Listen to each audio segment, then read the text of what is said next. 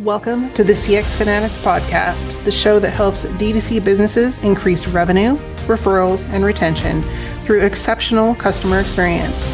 Tune in weekly for interviews, insights, and inspiration that will catapult not only your profits, but your growth. I'm your host, Elisa Connor. Let's get into the show. Hello, and welcome to this week's show. This is part 2 of our 3-part series. And we started last week with talking about customer experience before the sale. So if you missed that episode, I will link it up in the corner. I'm not sure which corner it will be for you. Video is weird that way. So this week we are talking about improving and strategizing customer experience during the sale. So if you missed last week's episode, you might want to start there, because if you don't, you might realize you're kind of halfway through the process, because this is definitely a process that you want to create and align your customers with. So really what we're going to talk about today is creating a flawless customer experience for our new customers so that they not only have a good experience with us to start with, but also continue to have a good experience so that they, 1, want to continue to buy from us, and 2, tell all their friends, family, and people that they know how wonderful we are, because that will bring us additional leads and customers without us having to do a bunch of work, money, or advertising, etc., to go get new leads. Okay, so we are going to dive into 3 different steps, because I like to make these easy and actionable, for you to implement excellent customer experience from the get-go. When somebody says, hello, yes, here's my credit card, give me your stuff, and let's not drop the ball. Let's make sure that we are walking them through the process. They know what expectations to have. And if they are waiting for something to come to them, either a physical product or they're waiting for something to show up in their inbox, that they know what to expect, when to expect it, and what to do next. Because a lot of times when people have buyer's remorse and they ask for a refund and things like that, it's because their customer experience with a company has been less than ideal. And so we want to ensure that we are getting off on the right foot with them, so that not only are they having a good experience with us as a first-time customer, but also that they continue to have a good experience with us, so that when we come out with the different offers and different products and different solutions down the line, they are ready to jump on board because they know what to expect from you as a business. So number 1, sometimes as business owners, selling can feel blucky. That's not a word. You can look it up, but you know what I mean. It doesn't feel good, and we don't like to do it. And so we sort of dance around the question, and we don't really get to the point, and we don't ask for the sale. And so I want to encourage you to not only ask for the sale, but also reframe your mindset about what it means to ask for the sale. And so this is something that I've had to do in my own business, and that I encourage my clients to do as well. And that is to look at your solution, and you're offering your solution to your potential customers and the people that are wanting to buy from you as a service. You are helping them solve a problem. And regardless of what type of business you have, if it's a product business, if you're in a wine club business, or you're in a service-based business, you are solving a problem. That is what you're in business to do. And if you're not looking at your business in that fashion, I want to challenge you to do so. And so I came up with an example that comes from the perspective of we're helping our customers. And it was from an industry that is near and dear to my heart. And I think that they would maybe struggle a little bit with, how are we helping our customers? And so this might help you think about your product or solution a little bit differently. And so the first example I want to give you, I think I have 2 different examples here. So I wanted to make sure I had to look at my notes. So the first one is in the wine industry. And you may be thinking, what kind of problem? I mean, wine can solve problems, but are people going to pay for those solutions? And, kind of tongue in cheek. But in reality, wine does solve problems, especially if you have a wine club. So let's go through the problems that a wine club in the wine industry can solve. So the first one is that you can help them shop for wine without the overwhelm. So how many times have you gone into a liquor store and or even the grocery store now, there's so many different places that you can buy alcohol, and you just look and you're like, oh My word, there are so many bottles here. I just don't even know what to look at. What did my friend say? Which one did she say she drank? Oh, I don't even know. I can't remember. I wish I would have looked at the bottle. Then I would at least know what label I was looking for. And it can be super overwhelming, especially to somebody who is not a connoisseur of wine.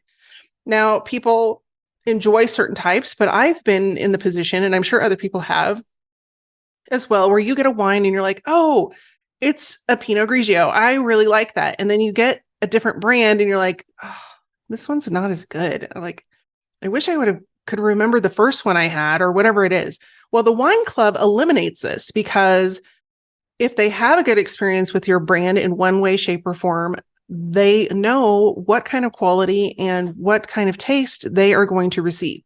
And so you get rid of that whole like overwhelm of trying to figure out which wine is a good wine, which one. And then the worst is if you're serving the wine at an occasion, a birthday or holiday, or you have friends in town, you're like, oh, I got this wine. And then they try it and they're like, that's the worst. And then you're embarrassed. So you can help them avoid all of that. You can help them avoid the embarrassment, the overwhelm of choosing a wine, because here you are on a platter, here's your wine, and even better, you don't have to go get it. And this is probably the biggest reason that the biggest problem you're going to solve for people is that with a wine club, you are giving them back their time. They don't have to get in a car. They don't have to fight traffic. They don't have to go to the store, find a parking place. Manage the crowds, especially as the holidays start coming. When this at the time of this recording, we're going right into the holiday season. So if you're listening later, just be aware of that. But, time is precious. Like everybody I know says, can't get my time back and I don't have enough time in the day. And so you are giving them back a precious resource that they don't have to manage. They don't have one more thing to manage, because with a wine club, your delicious wine that's already been picked out and you know it's going to be a hit is waiting for you at your house. You don't have to go somewhere to get it. It's like the Amazon of love. I don't know if that's true, but anyway, it gives you the opportunity to give them their time back. And when you share that information with them, it's much more likely that they're going to be interested in not only joining the wine club, but being a long-term member of the wine club. So that's number 2. And number 3 is that they are always going to be prepared. How many times have you had like where you're invited to a party at the last minute and then you're like, oh, I got to go to the store and I got to get some wine because I want to have a hostess gift. Or you're like, oh, they asked us to bring wine, or people stop by and you're like, oh, I wish I had a glass of wine to offer you. And it's just nice to have good wine on hand and be prepared. And so if you're in a wine club, you not only have the wine to offer them, but that you have the story behind the wine. And sometimes that makes the wine even more delicious. So there's 3 problems that a wine club can solve: time, overwhelm from not knowing what to shop, and helping people be prepared for unexpected company, unexpected guests, or occasions where they need to either gift wine or have wine available to celebrate. So that is example number 1. Now, if you wanted to up level that experience of the wine club, you could also add in some extra things with your wine club. And I haven't seen other people do this yet, especially in a virtual capacity. I've seen this happen with different events and things like that. If you're a wine club member, you're invited to different events. But if you don't live locally to that winery, as you know, the wineries I know of are not necessarily around high populated areas. And so the winery might be having an event, but it's not convenient for somebody that lives 2, 3, 5, 10, 20 hours away to come to those events. So I want you to think outside the box a little bit and think about how could you provide extra value to people that are in the wine club without them traveling to the winery. And that may not be something that you're necessarily thinking about, but it could definitely benefit not only your label, but the likelihood that people will stay in the wine club. And so think about what you could offer. I go back to an example that I gave a few episodes ago when I was it was during COVID, and I had a friend it was a friend of a friend that invited me to an online cooking class. And the cooking class was actually presented, and they cooked with us, and they were in Italy. but through the power of Zoom, we could, and the people that I did the class with, nobody was here. One was in Belize, a couple of people were in California. There was a couple of people on the East Coast, and then there were people in Italy doing this class. And so it is very possible for you to offer an experience, whether it is pairing food with your specific, release, or a specific vintage that that you're trying to promote, or that you just released to club members only, or whatever that is. Or if you have certain types of wine that people prefer or that are more popular, maybe you create a class around that is an extra that you get only as a wine club member. And so making those extras exclusive to the wine club can be a little bit scary. And I know people don't want to do that, but that can also ensure that you retain the people in the wine club, because they are like, oh yeah, I'm going to lose those exclusives if I cancel. But also the experiences are what people are going to talk about. And so I'm not sure if I gave you the example, but I actually talked to somebody at one of the bigger labels that I don't know why they were doing this, but they were trying really hard to jump on the experience bandwagon. And unfortunately, when I heard what they were doing, I was like, I'm not really sure how that's growing the wine business. But they were offering excursions to the property where people could go and drive their ATVs around and check out the property. And at the end, I was like, well, are they buying wine? She's like, oh no, but they're coming for the excursions. And I'm like, that seems very counterproductive. And so when you're creating experiences, I want to implore you to think about the end game. And so many times in business, we get so focused on the sale that we're just like, oh, get the product out there in front of people, that we don't think about the end game. And people do this all the time with social media. They'll just be posting beautiful pictures and behind the scenes, whatever, and then they don't have a way for people to take the next step.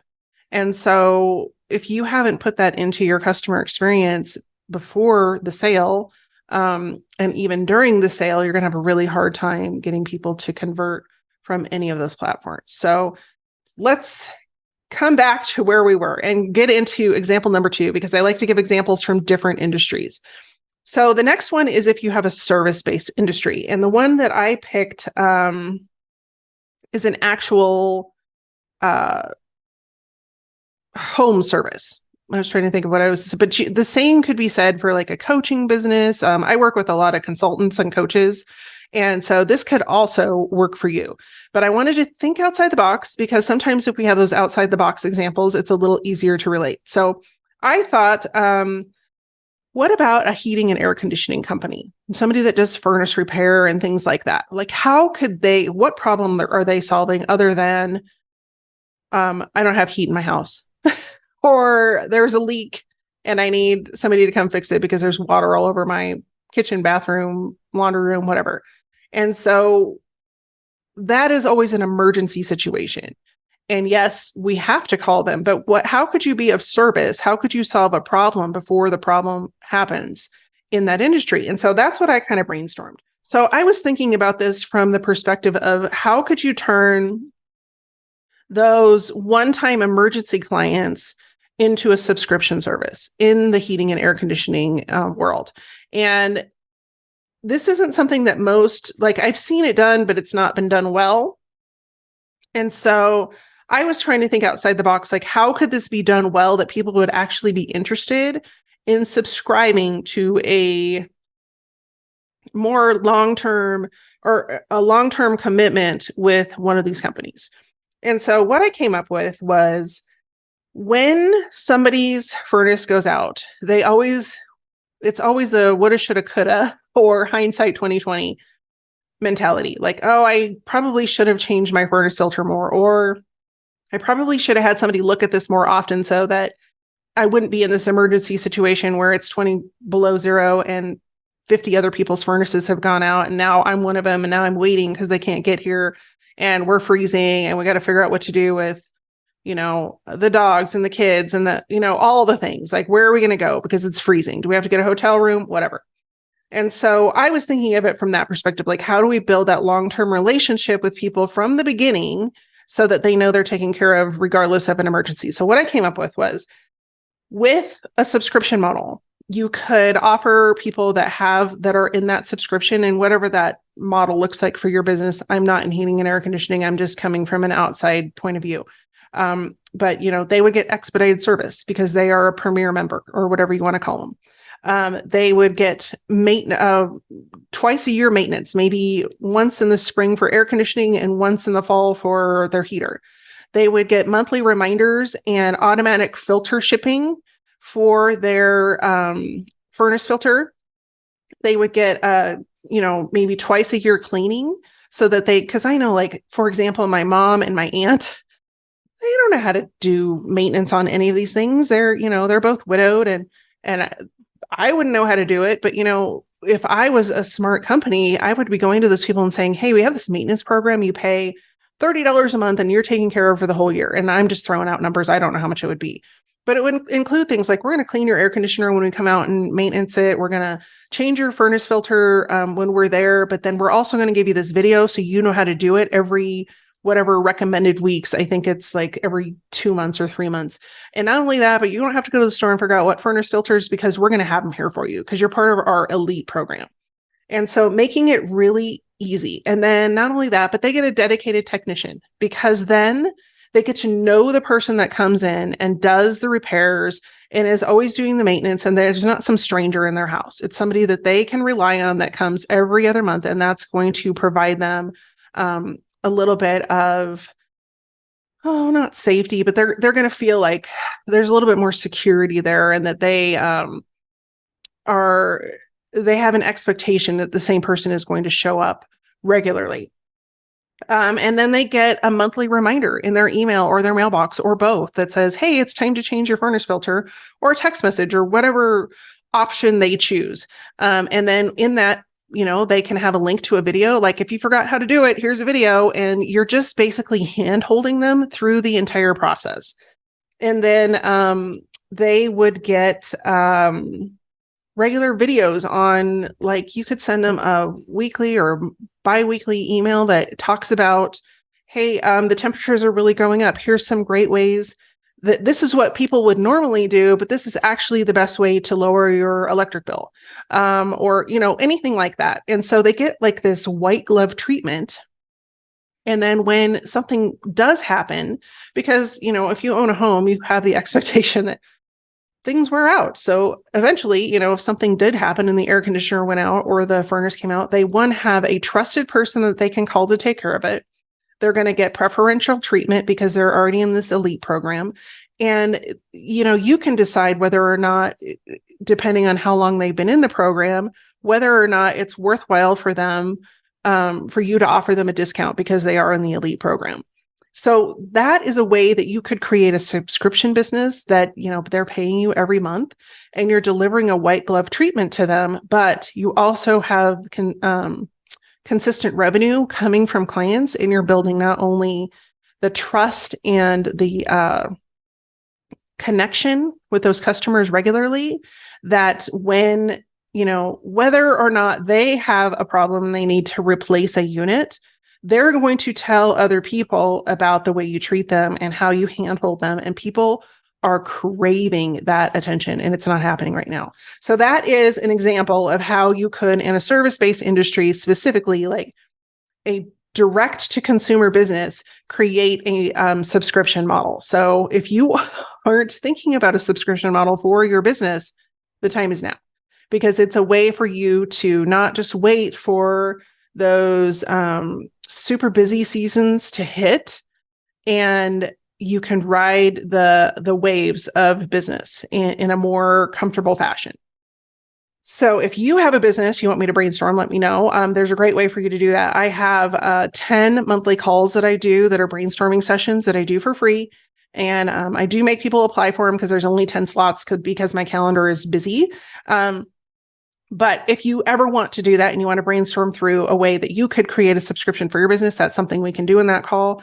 And the link for that is on my website everywhere. So you can just go to dtcgrowthclub.com and then hit the book or apply for a call, I think is the button. And you can hit that and we can have one of these little sessions and talk about this. Tip number 2 for making the experience during the sale, and I alluded to it just a second ago with my example, more seamless, is to anticipate frequently asked questions before customers ask them, and then have that information available. So whether that is your sales team that is answering those questions, or you have it on a sales page, or you have an FAQ page on your website that is searchable, please make it searchable, because if it's not, it makes it really hard for people to find. They don't want to sift through pages of questions. And so anything that you can do to make it easier for them to get their questions answered. Another great way is, I'm trying to think of like Zendesk, the chatbot, and you feed them the information. There are other chatbot options out there with AI. There's a plethora of things. If you are interested in that, leave a comment and I will dig in and do a little bit more, an in-depth episode about that, about chatbots and how you could utilize those in your business. I think the easiest ones to set up are the ones that go into Facebook or Instagram, but that could be a way for you to answer FAQs and get people information even before they ask, or to expand your team resources when you have a smaller team or you don't have somebody that's dedicated to answering those customer questions. They can go get an answer. A lot of times people, when they're thinking about purchasing, it's not always on the business hours of a business. And so when you can have the questions available with answers, the likelihood that they'll move forward and purchase is much higher. So that is number 2, to start answering questions before they're asked. And a great way to come up with those answers, and this is what I tell people that I work with, a great way to come up with the FAQs for your website or whatever is to just start keeping a list of questions that you get asked quite often by clients or potential clients on social media, things like that. And then just put them in a Google spreadsheet or Google Doc. And then when you go to write these, or you need to feed information to your chatbot, you already have the information. It's just sitting there, and you can have multiple units in your organization or teams in your organization put information into that same spreadsheet as it comes up. And then it makes it easy. And that's what the big guys do. So if you're a smaller business, that's usually who I attract and work with. You have the potential to still play like one of the big guys without having all of the team and resources and things that a lot of those bigger organizations have. And so don't let that intimidate you. And what I always tell people when they're starting to dive into some of these things that seem like they're really a big project, is one bite at a time. Start from where you are, and just know that every day is one more step of progress. So when you have that running document, you might want to have it color coded or something, so the questions you've already answered, and you put those maybe on a different tab, or you somehow mark the ones that are the most asked, so if it's being asked again and again, then you need to address it somewhere, because whether you have a chatbot or you're using social media or your website, it is a living, breathing organism, and it has to evolve with your business. And I think that's where people get in trouble, is they create a website and they're like, oh, it's done. Let's go. It's like, no, your business is still moving and growing. So that means everything that you do within your business organization needs to do the same. So with that being said, answering those frequently asked questions will make it'll make not only the sales process smoother, but it also makes it a lot easier for people to say yes when they're at that tipping point. If you make it difficult for them to go and search out information or find the answers that they're looking for, or whatever that might be, then the likelihood that they'll just say, it's not worth it, is much higher. And you've done so much work to get them to the almost yes, or the yes position, that you don't want to throw that away with poor customer experience. So that is tip number 2, is to answer as many frequently asked questions, or as many questions as you can, and just start today. Start now. Start answering those questions in whatever capacity you have available, whether that's just a page on your website, or even a social media post, like we get asked this all the time. This is what we think. And then, keep a record of that so that you can put it in multiple places. Because the sooner you can get the information out to people, the quicker that those questions get answered and that people will move forward with purchasing and be happier customers.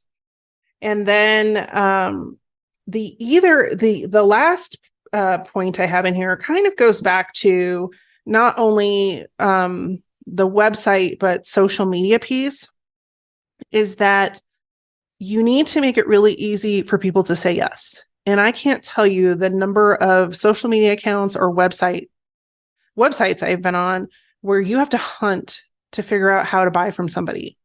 Like there's no buy now button. You can't find the shop. You've got to call somebody. You're on the social media account and they've got like 17 links and you're like, what is all this? And it's like, it's so overwhelming to our human brains because it's not because let's just face it, we don't have the attention span for that. If you have more than 2 or 3 choices for links on anything that you're doing, go delete them because nobody's reading all that crap.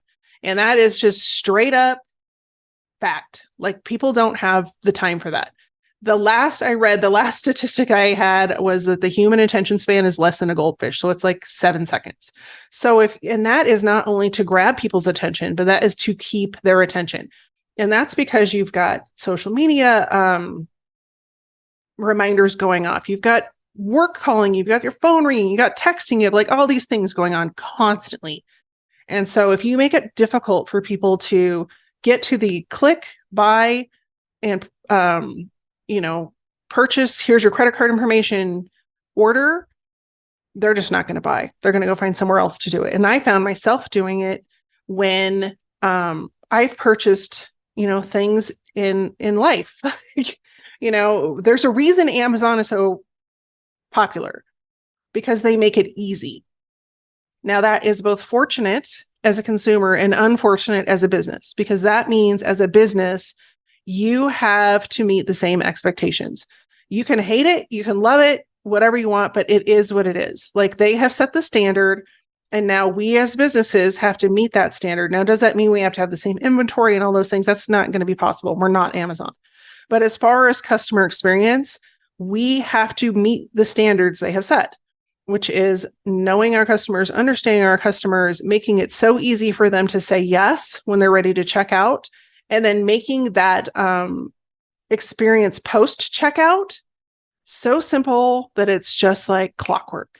Think about when you order from Amazon. You get a confirmation, we have placed your order. It'll be there on blah, blah, blah. And it tells you, when it's coming. And then you go to your email and it says, you placed an order. Here's your order that you just placed for Amazon. You should expect it on blah, blah, blah for this item and blah, blah, blah for this item, Tuesday for this item, Saturday for this item. And then if there's a delay, you get an email. Oh, we're so sorry. Your item has been delayed. If you still want it to come, you don't need to do anything. If you want to cancel it, you need to push this button. So that is what people's expectations are. And if we're not meeting those expectations, it's no wonder that we don't have customers that stick around or actually move forward with purchasing. So I want you to think through that process for your business, which is the point of this episode, is to really just start getting you to think through that process and how does it work for you and your customers and at every stage of the buying process. So that's before their customers, right now as they're becoming, and as they're purchasing or ready to purchase, and how are we meeting them where they are at such an exceptional level that they have no qualms about saying, here is my money, take it and send me your stuff. So with that being said, quick recap on what we talked about today during the sale. And that is, 1, to get over the mindset that asking for the sale is blicky. That's a real word. I'm just calling it a word. And shift our mindset to one of how are we helping our customers. Number 2 is to answer frequently asked questions before they're asked and to make that information readily available in any way, shape, or form that your customers might want to go find it. And then number 3 is to make it easy for people to say yes. Don't make them hunt on your website for a way to purchase. Don't make them pick up the phone at 11 o'clock at night trying to buy from your wine club, because they're not going to do it. They're going to go off and find something else to do. Or, making it so convoluted to understand what they're purchasing. That's the other thing you find is like, there's just so much text. Make it simple. Have a chart. You get this, this, and this, or you get this choice, this, and this, whatever it might be. And make it easy for people to say yes. So that's what we have for this week. There's one more episode. Again, if you missed the first episode of this series, it's linked in the show notes below. And then also, it will, let's see, I don't know, on the podcast, it was the episode right before this.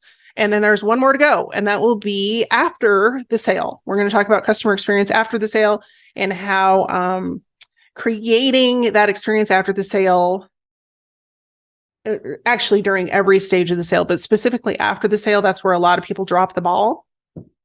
And I have some specific examples again for you on different things, different experiences that I've had, both exceptional and both not so good. So we can always learn from the not so good, because we know what not to do.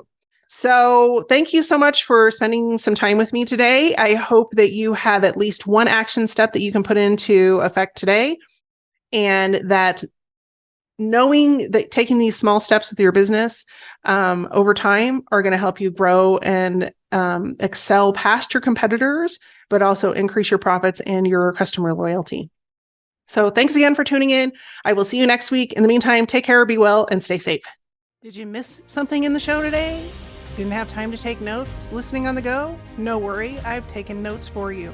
You can head on over to dtcgrowthclub.com/podcast, and there will be links and a description to today's episode.